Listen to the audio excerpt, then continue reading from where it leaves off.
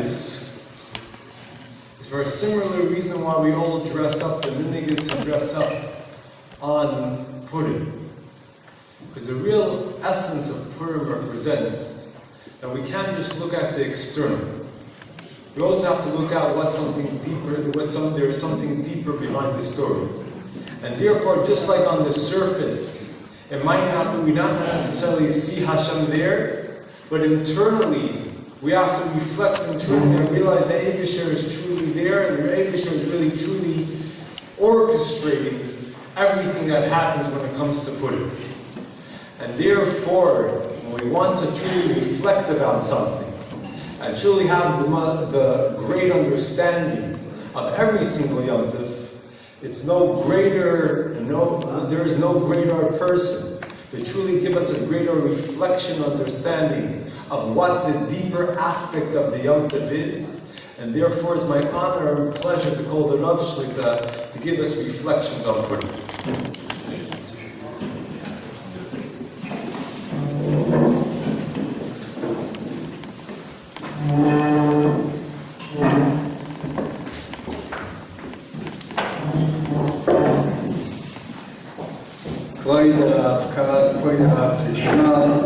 The Dayan von unserer Kehle, Rabbi Rav Shmal, Rav Karabach, and all that came tonight to listen together, to talk, discuss together ideas and reflections about Purim. There is a interesting Gemara in Masechet Hoyres, a Mama Chazal. The Gemara says as follows: Ha'ochel zayis, one who eats olive, me'shakeach limudei shel 70 shana. By eating the olive, he forgets the lesson of 70 years.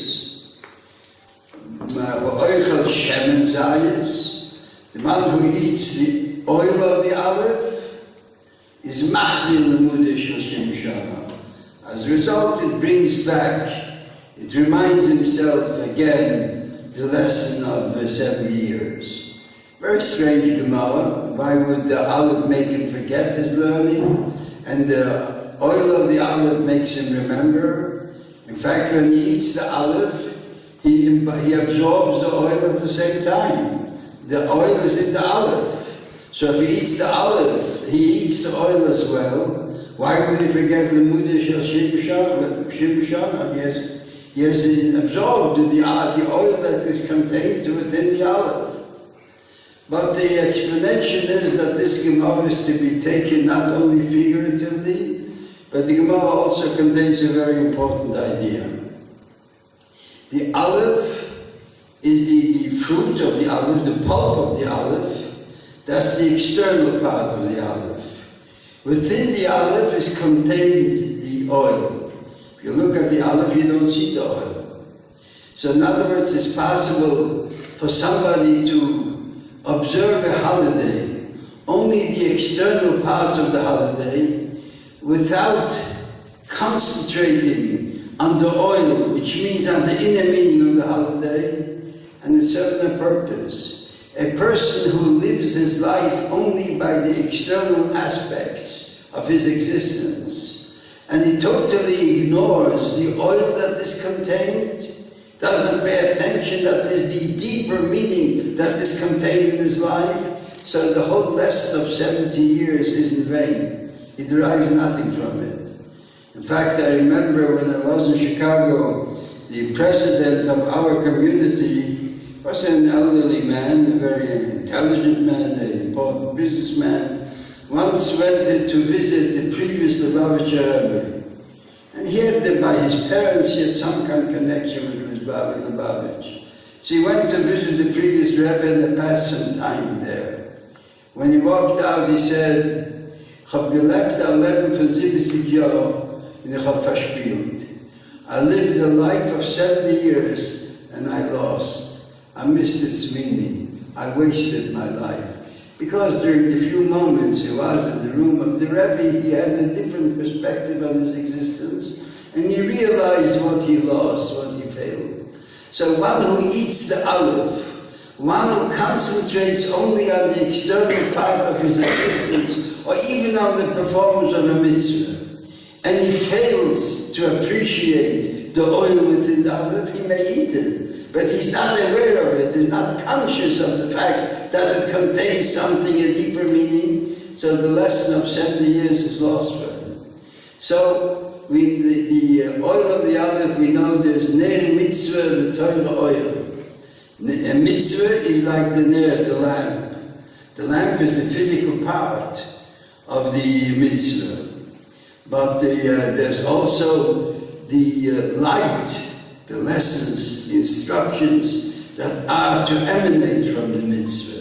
So ner mitzvah, the physical part, the lamp is the mitzvah, but the lamp contains the light, that is which ought to emanate from the lamp. In fact, there's a statement by the sages that Aveira mechaber mitzvah, ve'ein Aveira mechaber Torah, which means if somebody commits a transgression, it extinguishes the mitzvahs that he has already performed. Today he performed the mitzvah, tomorrow the Chmona L'Sali performs an aggression. So the Gemara says, Aveira mechaber mitzvah, the transgressions extinguishes the mitzvah. So the question is, how fair is this? The Gemara speaks, there is a possibility of a man to have machzah avonis and machzah zechuyes. A person could have half of his life should be mitzvahs, and the other half is sins, are transgressions. One doesn't extinguish the other. Ein HaKadosh Baruch Hu mekapeach schar shekol brio bria. A mitzvah that the person has performed remains with him, even though he performs later on a transgression. But the good that he did, how does it disappear? How is the mitzvah afterward, how is the Aveira which commits afterwards totally annulling the mitzvah that he has performed before that? But the Baal HaTanya gives a different explanation to this saying of the sage. He says he does not state that the Aveira, the transgressions, nullify the mitzvah. It only says it extinguishes the mitzvah. The mitzvah remains, but the light of the mitzvah, which means the refinement and the elevation that you're supposed to experience by the fact that you perform a mitzvah, the fact that it brings you closer to Hashem, that light becomes extinguished. The essence of the mitzvah, the physical part of the mitzvah, the performance remains. But the light that the mitzvah is supposed to bring to the soul of the neshama is extinguished by the transgression that it did yesterday. So every mitzvah has two parts. There's the physical part, the olive, and there's the oil. I would like tonight, if I can as much as possible, I don't have too many illusions that I can accomplish a great deal, but perhaps together think a little bit about the oil of the mitzvah of Purim. The external part, the performance of Purim, we know it's a mitzvah to be joyful, it's a mitzvah to eat and drink, to read the Megillah, there are a number of elements to send presents one to the other, there are a number of mitzvahs that are connected with Purim. But I would like to spend a little time together with you, not only on the ner, on the external part of Purim, but on the oil, on the light that the mitzvah is supposed to radiate and bring into our neshamas. There is the Baal Shem has interpreted the saying of our sages, HaKoyre l'mafreya lo yotza. There's a halacha, a law. If one reads the Megillah backwards, instead of starting the Megillah from beginning to the end, he starts with the last pasuk and he reads it backward, he has not fulfilled the mitzvah.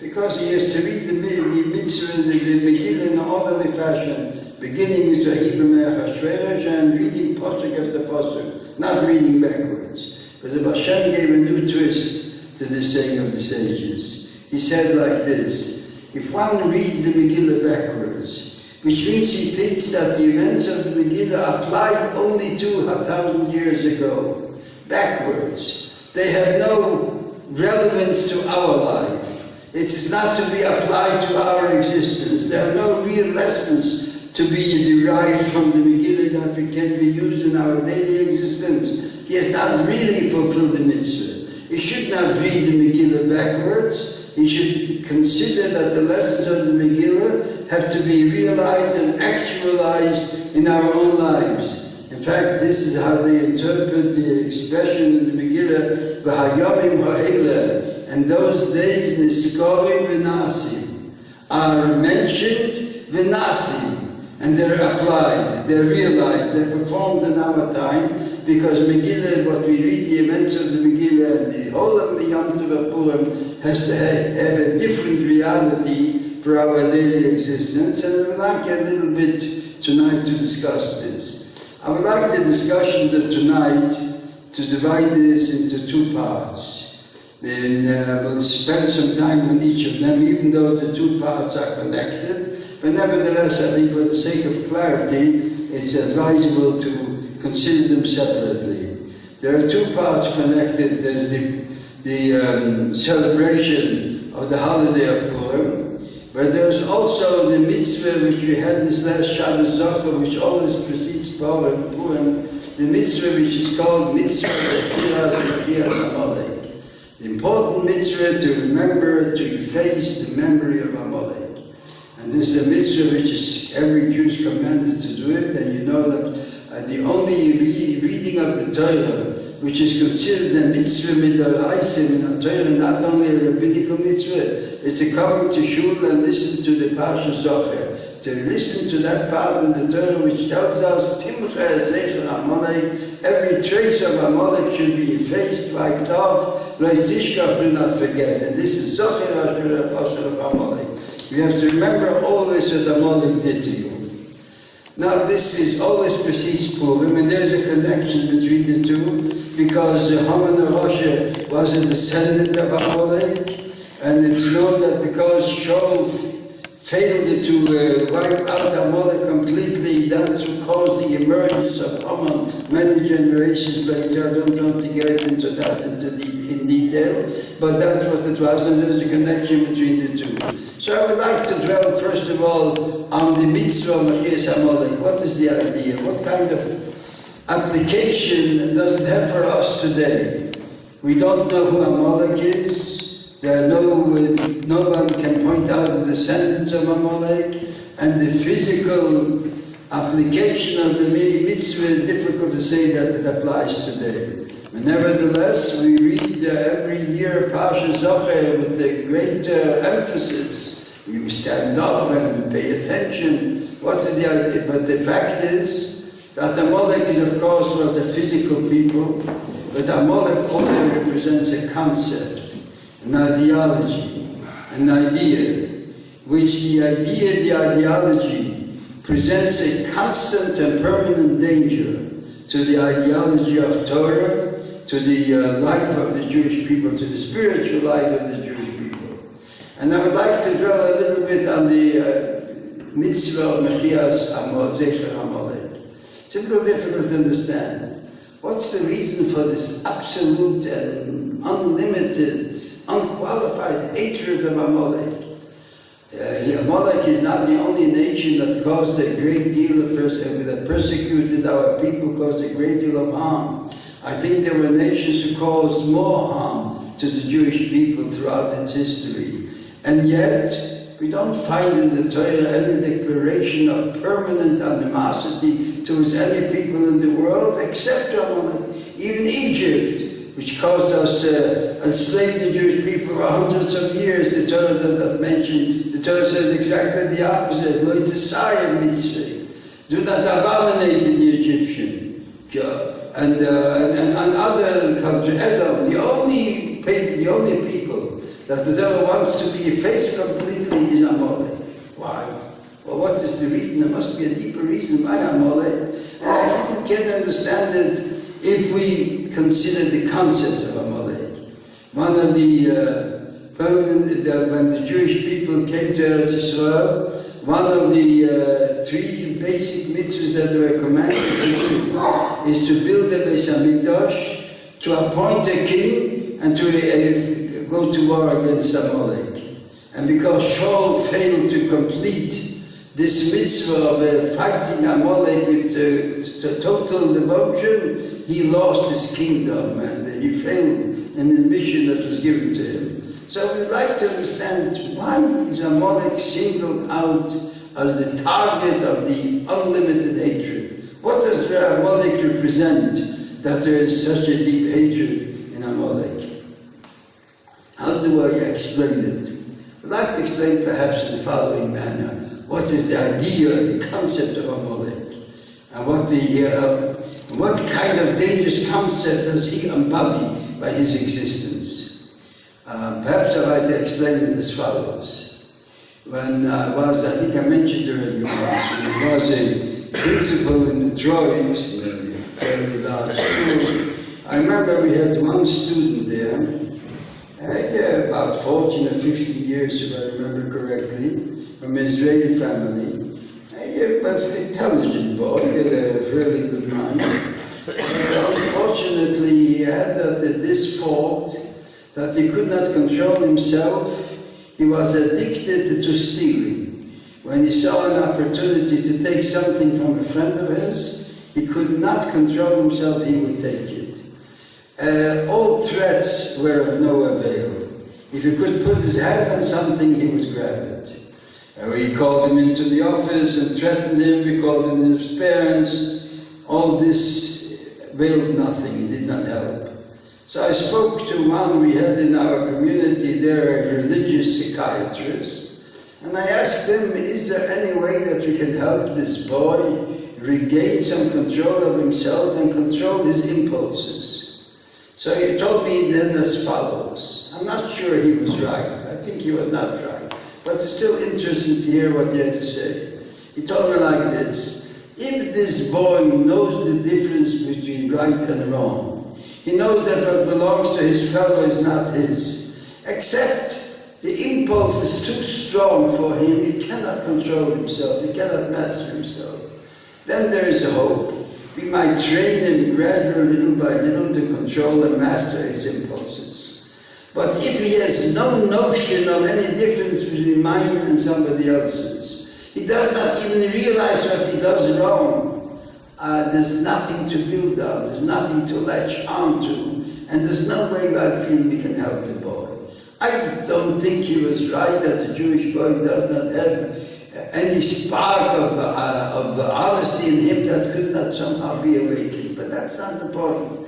But he said there is sometimes a possibility that the person becomes so devoid of any conscience that there is no one to talk to. Whatever you're going to try, it makes no impression on him. And then there's nothing you can do. That's what he told me then. And we know there are people, in fact, the Chazal tell us that sinas chinam, hatred without reason, hatred, one hates someone, hates the world without reason, without any cause for that hatred. This is a permanent hatred, there's nothing that can be done about it, and this is what caused the destruction of the Second Temple, and there's no end to it.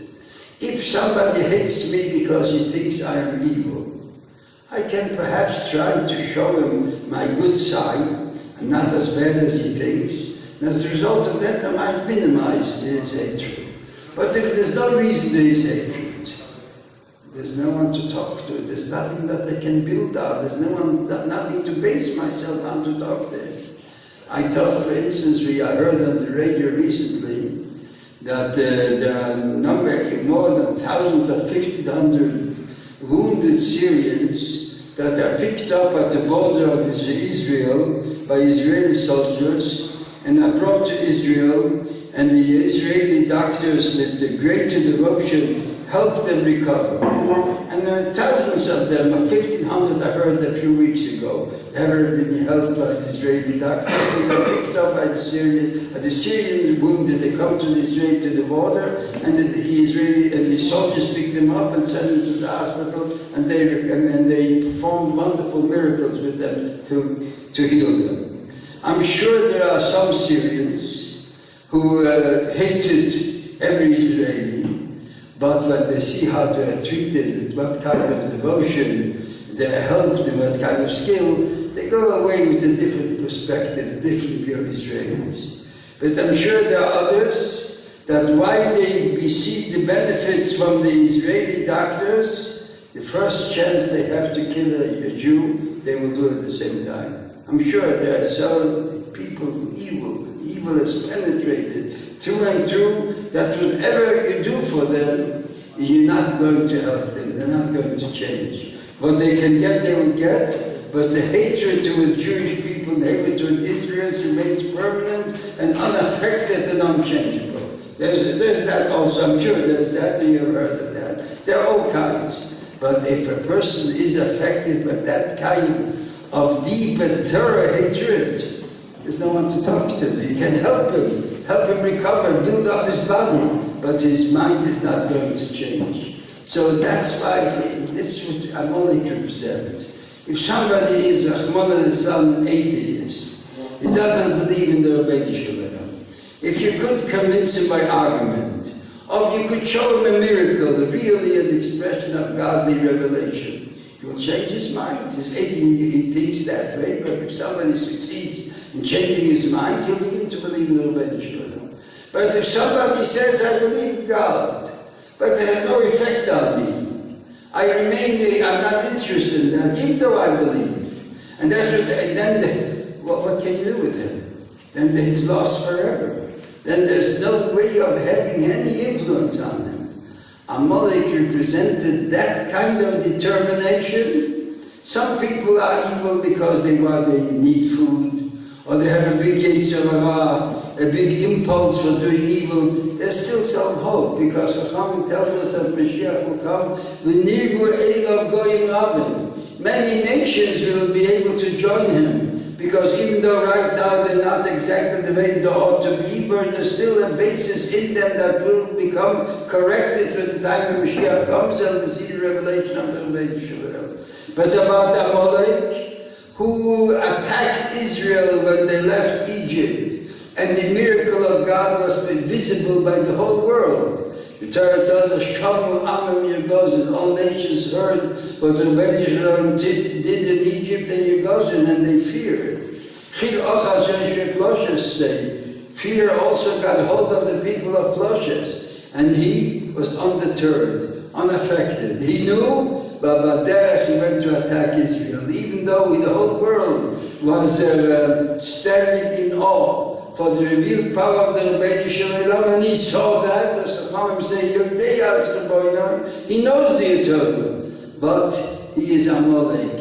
And Amalek means that it's impossible to have any change in him.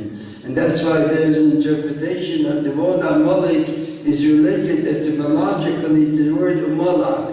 What does Umalak mean? Of those of you who remember the Torah, Umalak means separation of the head. Malak, by the bird, you separate the head from the body. With the head, he knows, he understands, but there's no heart.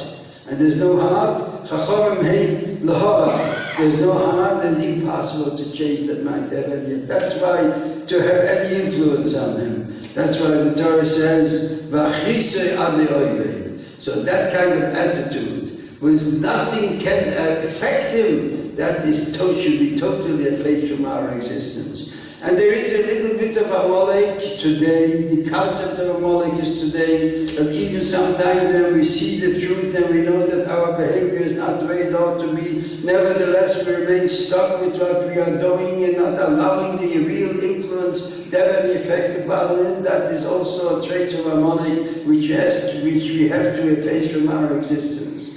So in that sense, Amalek is really the ultimate evil. Why is it the ultimate evil? Because it's the essence of evil without any cause. We unfortunately in our generation have seen what it means, evil without any cause. With no gain, no benefit. Evil for the sake of evil. And for that, there is no remedy. And that's why Amalek represents that. And that's what Haman represented. That's why therefore, when Purim is related to Amalek, because Haman represented that he wanted to efface the Jewish people for no reason at all. Noshim B'taf. We have seen what that means. We have felt what that means. In fact, There is a statement in the Gemara, a very strange statement that may be familiar to you. The Gemara says, Haman min ha-Torah minayim. Gemara Chul. Where do we find an allusion to Haman in the Torah? Where do we find the hint in the Torah that Haman is mentioned? We don't see it there. The Gemara says, no, we find Haman in the Torah because when Adam Rishon ate from the tree, Eitz Hadas, the tree of knowledge, and the Rabbi told him, Hamid ha'etz hazeh, you ate from the tree. Hamin ha'etz, Hamin is the same letters as Haman, so that part the Torah made an allusion to Haman. That's what the Gemara says. Now, so of course, it's very perplexing, this Gemara.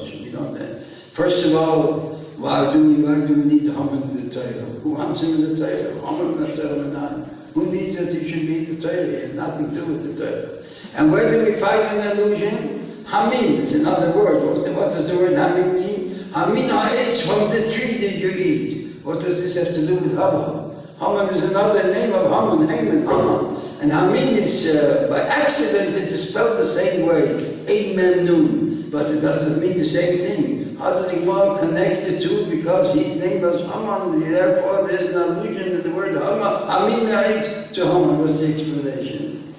Okay, I have two kinds of explanations to make it very quickly. One general explanation that is given, that we see that Adam Rishon says, Mikol Eitz Hagon Achel Tochlu. There were the whole tree, the whole Gan Eden, he was full of trees, he could eat the fruit.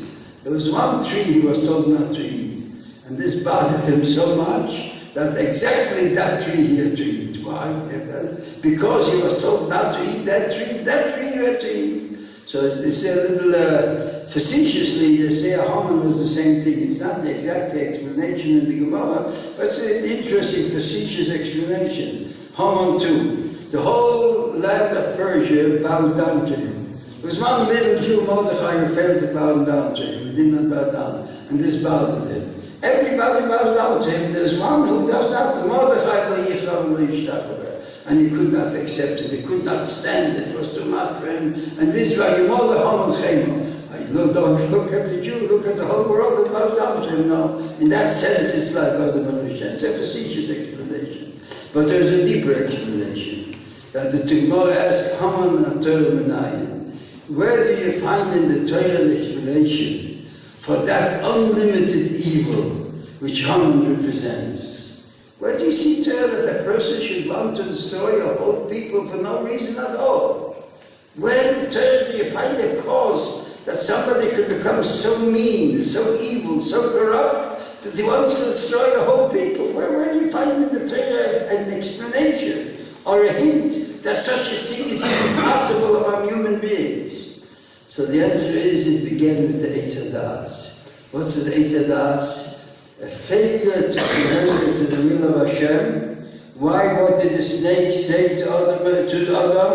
V'yisem kelekim. You will be yourself, God. You will decide yourself what's good for you. Which means, in other words, once a person becomes totally absorbed by his ego, obsessed with his ego, and this is the only thing that counts, there's no limit to how evil he is capable to perform. Because if all is interested in his ego, whatever his ego is going to push him is going to do. There's nothing to hold him back. So the Gemara asks, where do you find in the Torah the possibility that a person should become so corrupt? It began with the Eitz Hadas because Adam Rishon refused to surrender to the will of Hashem. Why? Because he felt that this weakening his ego. He wanted to he himself wanted to decide his fate. And failure to surrender to a higher authority because he's obsessed with himself, that's the cause for the evil that might happen. And because Amalek represents this, and that danger is spiritual danger, not the actual danger, but that which Amalek represents exists all the time, so that's why the mitzvah of Bechias Amalek remains all the time. Let me just conclude in that part. The Gemara says, And by Amalek, Ein Hashem Sholem, Vein HaKisei Sholem, Ad Sheyimoche Zara Shel Amalek.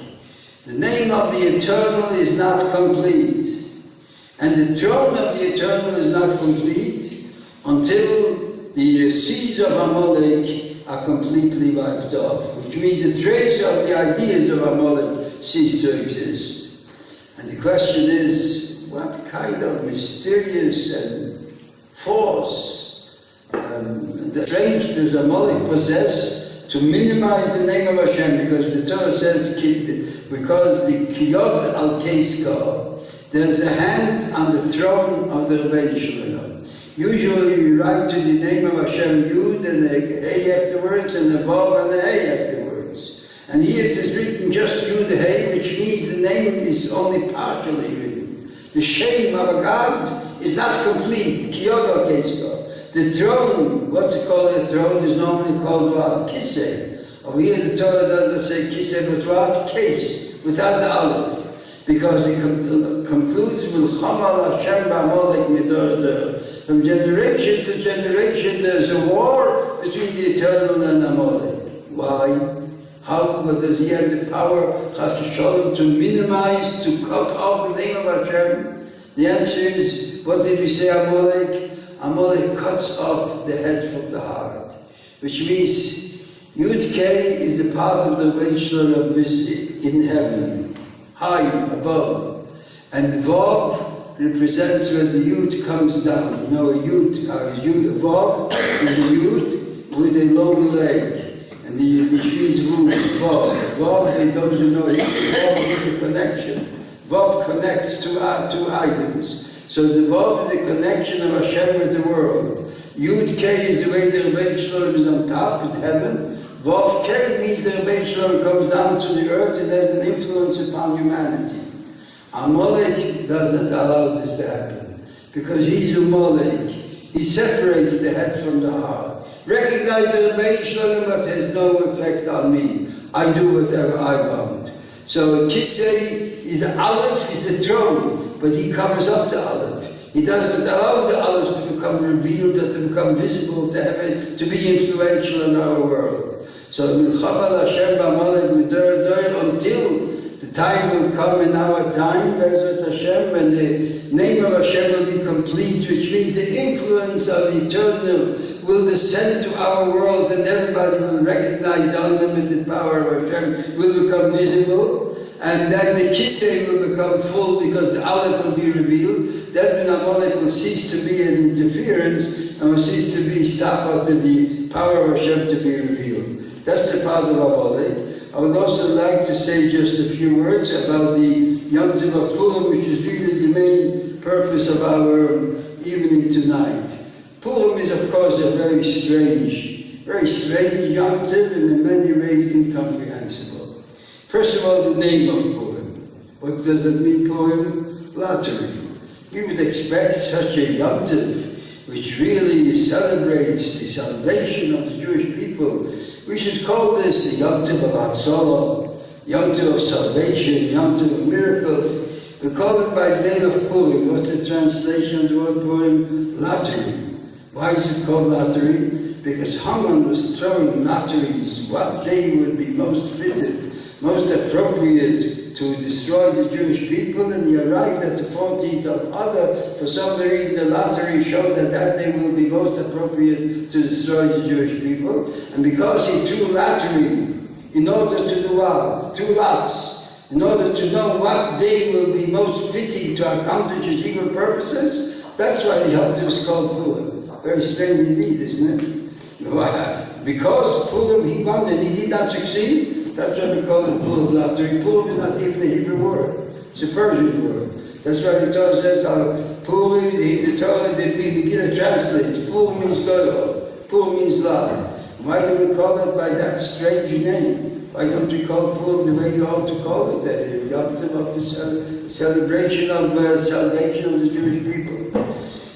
Why Purim in the plural? Why not Pur? Okay, you threw a Pur lottery, why do we call it Pur plural? Purim itself is difficult to understand. First of all, The Megillah we call the Megillah's Esther. Why Megillah's Esther? Why not the Megillah of the salvation of the Jewish people? Why Megillah's Esther? Why Megillah's Esther? And how are we supposed to celebrate Purim? You heard the statement of our sages, probably familiar with that statement, which is indeed very strange and it requires a very elaborate explanation. Chayev Adam Nefsume B'Purim, a person should drink in Purim, Ad lo Yada, until he will not know until he will not know the difference between Haman, the curse be Haman, and the blessed be Mordechai.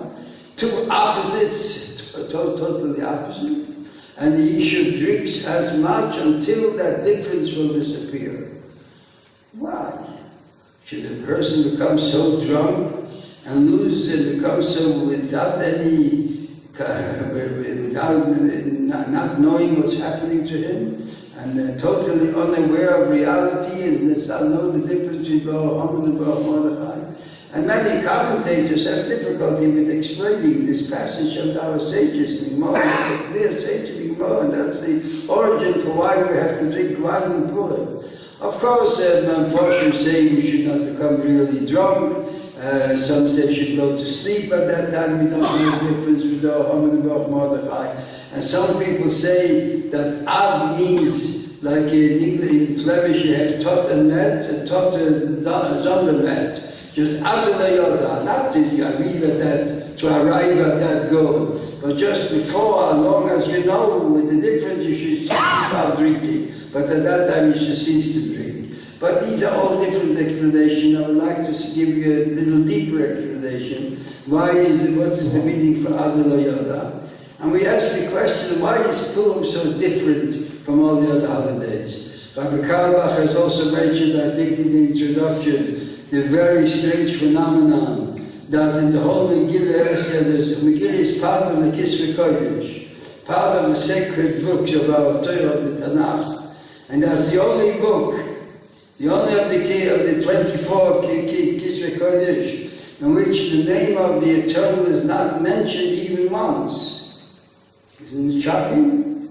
We celebrate Purim. We thank the Rabbi Shomre for the great miracle that he has done for our people. He has saved them from the wrath of Haman. And the name of God is not mentioned even once in the Torah. It is alluded to indirectly. They fasted and they prayed. It does not say why they fasted. It does not say to whom they prayed. How do you explain that? That requires explanation. There must be a deeper reason for that. Why do we call the Megillah's Esther? It's not only Esther, it's Mordechai, it's the Jewish people. Why do we call it Megillah's Esther? So these are many questions, and I don't have time to remember all of the questions pertaining to Purim, but there are many that are difficult to understand, and Purim is special. How do I know Purim is special? Because the Chachamim make this amazing statement, and this too requires explanation. Even though all the other holidays will cease to be meaningful, but they'll not be cease to exist, but they'll be almost nullified, because there'll be a great revelation of the Rabbi Shalom, and Mashiach will come, and all the other holidays will perhaps lose their importance to a degree, but Purim will never lose its importance. Is Purim more important than Pesach? When we were liberated from Egypt, which is the basis of the existence of our people, more important than Shavuos when we receive the Torah, more important than Sukkot when we celebrate the salvation of the Klal Yisrael in the desert, and all these holidays will lose some of their relevance, B'Teilim, however we're going to translate the word B'Teilim. But Purim remains because it says, V'zichron lo yoshem b'Torah.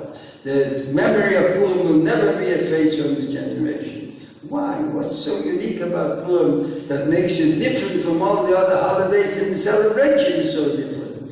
About no other holidays are we told to drink until we ignore the difference between Haman and Mordechai. Why that difference? Okay, try to explain it in the following manner. Because the Gemara says that when the Jewish people stood at Mount Sinai, you've heard the expression, Kaf aleim har kegigis. The Eternal lifted their mountain on the head of the Jewish people like a barrel. And he told them, if you mekabel the Torah is good, if not, you will be shomtek for us. This will be your burial place. You'll have no existence. Which means they were forced, compelled, against their will, to accept the Torah. So the Gemara says, they were forced, it's not a full acceptance. But at the time of Purim, the acceptance was complete. Kimu ma shekiblu kvar was a total acceptance. Greater or deeper or more meaningful, however we're going to interpret it, than the acceptance at the house Sinai. Again, it requires explanation. And we might also ask a question generally. And we know that the other statements of the sages, the same sages say that on the one hand, the Jewish people were forced, seemingly, against their will to accept the Torah. They were compelled to do it, they had no choice. On the other hand, the Jewish people were elevated to the level of angels when they said, Naseh v'nishma. We will do and we will obey, or we'll do, we will hear. Before even we know what you're telling us, we are ready to do everything to the last degree. And they say that's like angels who are always ready, always prepared to fulfill the will of the Rebbe. On the one hand, we say that the Klal Yisrael lifted itself up to the level of angels. On the other hand, we say no, they did not want the Torah, they were forced. How do you reconcile the two? There are many explanations. I would like to give just one explanation what is meant by that. And as a result of that explanation, we might understand what is the real deeper and inner value and importance of the holiday of Purim. Because what is meant by that, Kaf aleim har kegigis, I would like to explain it the following manner. In my time when I learned in yeshiva, I have been exposed to two kinds of shiurim, of lectures by Rosh Yeshiva. There was one time lecture that the Rosh Yeshiva gave shiurim that were extremely brilliant, extremely complicated, and we were all fascinated and overwhelmed by the ingenuity that these shiurim contained. Of course, we were amazed, it made a deep impression on us.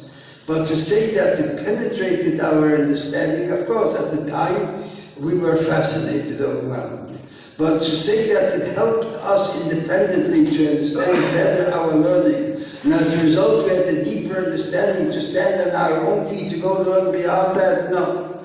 At the time when we heard it, of course, we were deeply impressed, but it did not help us in order to internalize exactly what we heard, so that from now on we can ourselves also give a deeper explanation to what we learned. We heard and we were amazed, we're fascinated, but it has no effect on our real person. Some other shiurim that perhaps were not that fascinating, but when the Rabbi sat with us and asked the question and led us on to understand the question, then gave us an opportunity to try to find an answer. And he worked through with us every piece that he wanted to explain. That it's not only we understood what he said, he taught us how to develop independent thinking, how we ourselves could also use our mind to arrive at certain novel thoughts and novel ideas. This means not only did we hear a shiur that made a deep impression on us and fascinated us, we heard a shiur that we could internalize and make us different, and as a result we would go on a higher level of learning, we could learn by ourselves, and eventually perhaps make a shiur on our own. The first shiur was of course overwhelming, but it did not penetrate through and through. I think when the Jewish people were standing at Har Sinai, they were compelled. What means compelled? Not that the Rebbe was standing there with a stick, if you don't do, we'll kill you. But at the time when the Har Sinai, the revelation of God was so clear, so visible, so overwhelming, that so persuasive that you could not act otherwise. It was not that he forced them by hand, but they saw the truth with their own eyes. Who can deny a revelation of the Rebbe on Har Sinai? Of course they would accept. They had no free choice anymore. In that sense, they were like angels. Because angels feel the presence of the Eternal all the time, and they have no choice to act otherwise. That's how they are created, that's how their essence is. And at that time, the Jewish people were also at that level. In fact, our sages say that they saw at the Har Sinai, what was audible they saw, and what was visible they heard. And I don't have time to go into deeper explanation. One explanation is that usually when we live in this world normally, what is audible, what is visible is the physical world. Physical attraction, physical pleasures, the truth, honesty, controlling oneself, believing the relation that's only audible. That's not palpable. That's not visible, only audible. So what is visible is this world.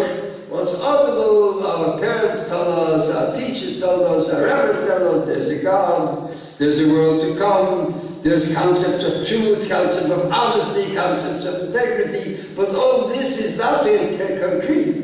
This is only abstract, as we hear it, but we don't see it. At Har Sinai, the truth was so evident and so clear that what was usually audible became to them visible at that moment. This was their reality. The ultimate truth, which to us is only abstract and non-visible, only audible, to them it was visible.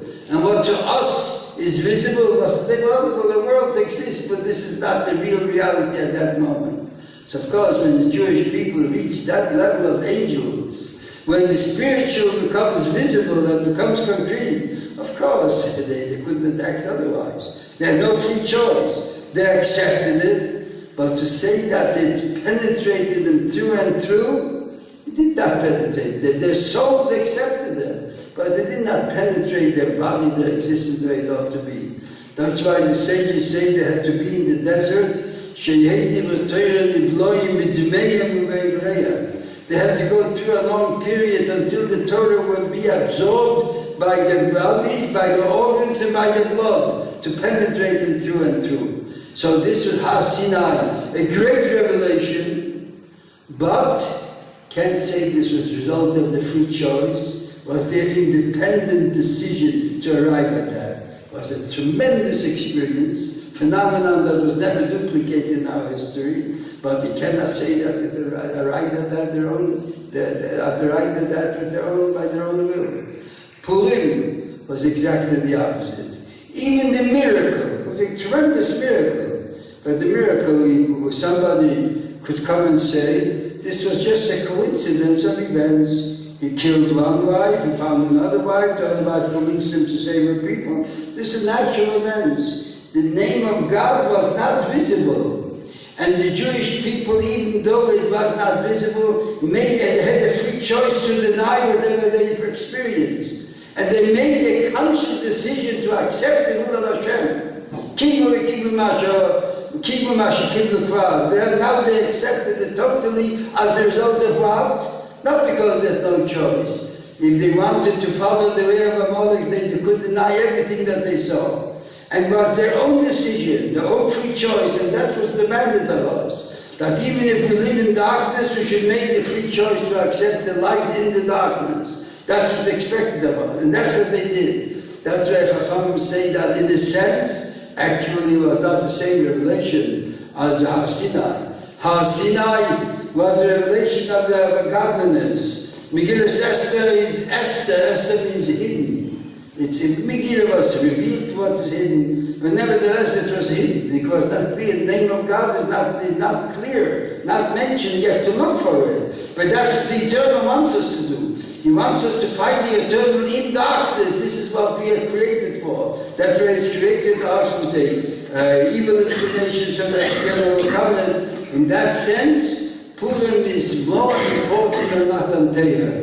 Not essentially, but in that sense, because this was a result of a conscious and willfully decision of Klal Yisrael to accept the yoke of the Beit Shomre. So that's why that is so important for Klal Yisrael. And how do we explain, how do we explain what the Chachamim say, that there's a mitzvah to drink Purim until you forget the difference between cursed be Haman and blessed be Mordechai. It's a very strange statement. And I don't know whether I will succeed in clarifying this, in illuminating this, elucidating. I don't know. But we can try. And I'd like to do it in the following manner. How do we explain this? Now, why is it picked not to know the difference in Haman and Mordechai? Perhaps I could explain it in the following manner. There's a story in the Gemara that Rabbi Akiva, Rabbi Elazar ben Azariah, Rabbi Shur, Rabbi Gamliel, they lived about 50 or 60 years after the destruction of the Beis HaMikdash. So Gemara tells us in the Masechta Makis, Pam Achas Olar Yerushalayim, these great giants, spiritual giants of Klal Yisrael, Rabbi Akiva, Rabbi Shur, Rabbi Elazar ben Azariah, Rabbi Gamliel, went one day to Yerushalayim.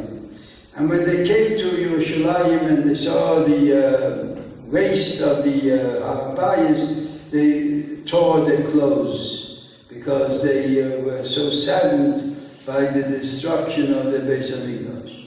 And then they saw a fox running around in the place where the Holy of Holies was established. There in that holy place.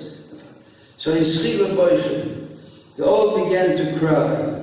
Because they said, that place which is written in the Torah, Hazor HaKorah Gimas, anyone who doesn't belong there, enters, will die. And now foxes run around there freely. So they couldn't take it, they began to cry. Rabbi Akiva laughed, because he said, if this prophecy was verified and realized, there's also another prophecy that the day will come on Yeshu, the Canaan,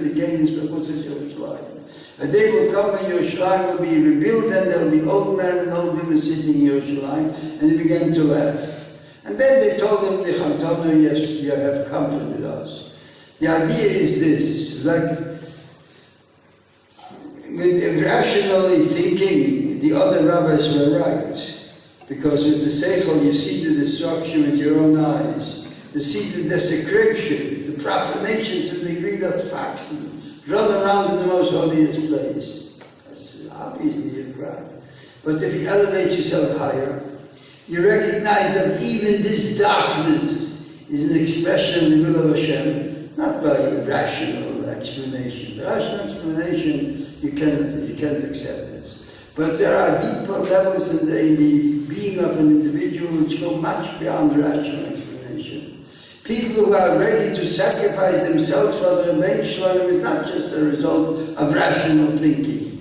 Rationally, you never arrive at that kind of conclusion. But there are forces in the human being, forces in every Jew, that are much deeper than his rational thinking. In fact, there was in the time of the Inquisition in Spain, there was a famous Rav, he's called a Chosid of Yosef Yabes.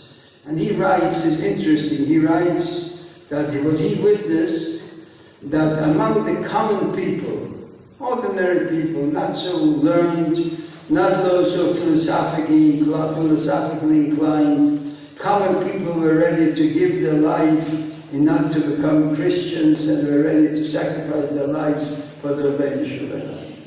And people with a greater sophistication and prided themselves on their philosophical understanding of Judaism. They were not able to withstand the test, the ultimate test, and they surrendered to the force and they converted because they were afraid of death. Not what he says here, that with intelligence alone, you're not ready to make the ultimate sacrifice, even if it is required. There's something in the deeper essence of the individual, in the deeper person, that is much stronger than his intelligence. And that if we reach that level, then even in darkness we can see the eternal. Rabbi Akiva reached that level, that's why even when he saw the foxen running around in the basic culture, of course he felt the pain. But beyond the pain that he felt, he saw in this also the hand of the Rabbi Shalom. So he saw no difference between the building of Yerushalayim and the destruction, because both are expression of the will of Hashem. Rationally, it's difficult to accept it. The deeper level in the neshama brings out a deeper devotion, much higher than the neshama. In fact, there is a story which I really once told about, there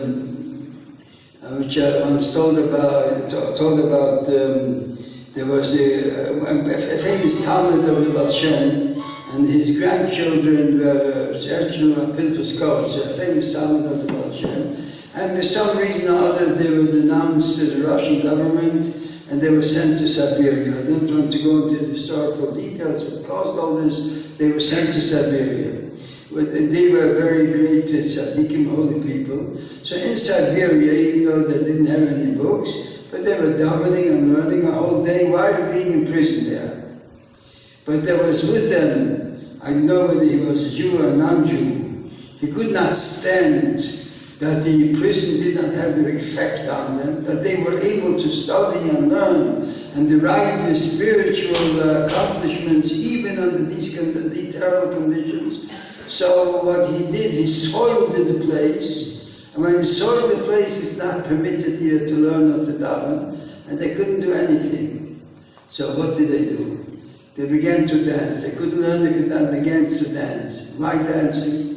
Dancing because we are Jews. We belong to the Eternal. No learning, no davening, no eating, suffering of cold, but the fact that they were Jews brought out to them such a joy beyond their understanding. As far as their understanding is concerned, they could not learn, they couldn't daven, they couldn't do anything.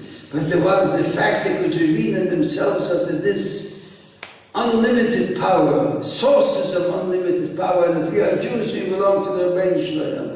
Nothing could touch that. It is beyond rational. Once you arrive at that level, that is the Lo Yoda, higher than your knowledge. When you drink, it must mean drinking. Drinking means you stop your rational thinking. Rational thinking is important, it's an important tool, but it is limited. The ultimate accomplishment comes not from rational thinking. Comes the inner desire to want to fulfill the will of Hashem, regardless what happens.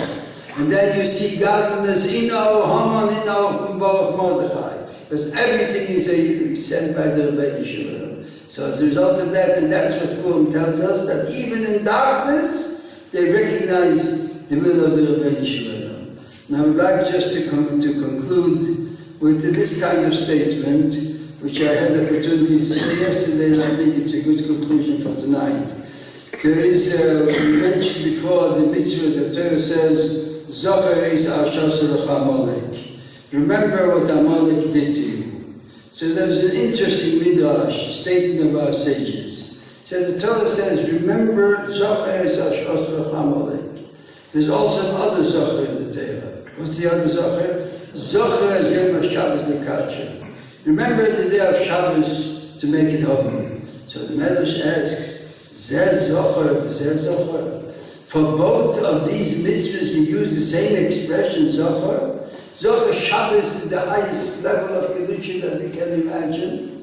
We are the fourth of the Ten Commandments. And to remember Amalek, of course, is also a mitzvah. Can you compare the two? Can you use the same expression for Amalek as you use for Shabbos?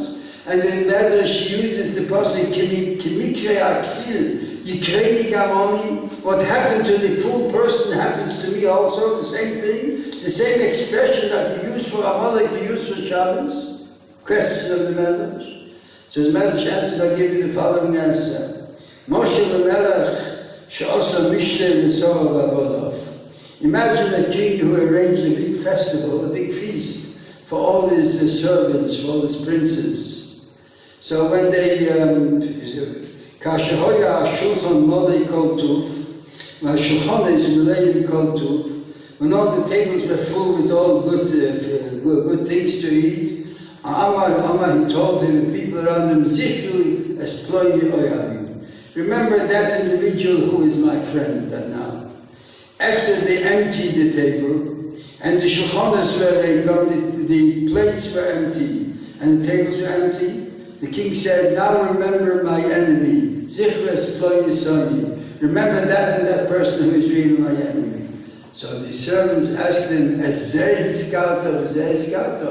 both you remember at the same time, you remember your friend and you remember your enemy? The king said, no, you see the big difference. My friend I remember al shulchanos meleim kol tuv, on tables that are full with all good things. My enemy I remember al shulchanos reikim ukovos reikim, on empty plates and empty tables. That's the message.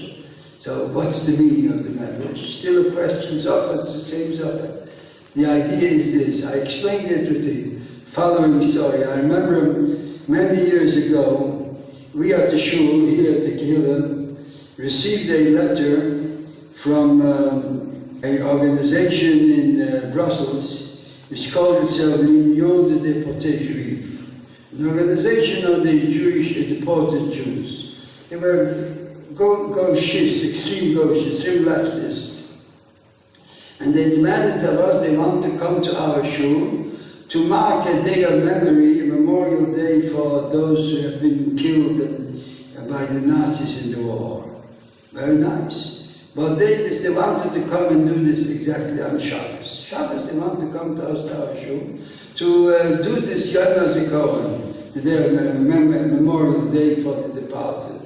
Of course, we told them, first of all, Shabbos is not the place to do it. Shabbos, we don't do that. Secondly, this will imply a great deal of profanation of Shabbos because they'll come to Brussels to do here the festivities, to commemorate here. This is not the place. So they wrote to us in response a very ugly and mean letter, as if we were totally indifferent to the fate of the Jewish people. They're the only ones who care about the departed, and we are indifferent, we don't care. And they apologized afterwards for that stupid letter. But the fact is that these people who wanted to have a Yom HaZikaron to remember the Shoah, remember the tragedy of our people, in their home, I'm sure there is not a trace of Judaism. Not the mezuzah, not the sefer, not the Jewish book, not the trace of Yiddishkeit. Their children don't care about Yiddishkeit, don't care about the Shoah, their grandchildren, they will be assimilated, and nothing remains. They have a memory, but it is an empty memory. It does not nourish the soul of the individual. Memory alone of what happened to us, we should not forget. One who forgets is not a Jew, is not a human being. We have constantly remember what Amalek did to us, we should not forget it for a moment. But by itself, if it does not translate itself into a positive memory of Zohar Shabbos Lekatcher, it remains an empty table, an empty plate. It does not nourish the soul. It serves nothing. Memory alone is an empty avid memory, a void memory. Empty memory, it accomplishes nothing. Unless that memory becomes translated into Zohar Shabbos Lekatcher, into positive Jewish affiliation, and trying to educate our children, strengthen our people, then the memory really has value. And I told yesterday the story, and with this we'll finish, that some organization, I think I told it already, that some organization in America came to the Rabbi and suggested that the Jewish people who observe Pesach should have at the Pesach table an empty chair as a memorial for those people who are not able to be at the Seder, who have been killed by the Germans so cruelly. And the Rabbi told him, no, why an empty chair? You shouldn't make a memory, it should be a full chair. Invite a guest, invite somebody who has nowhere to eat Pesach, invite somebody who doesn't know what Pesach is.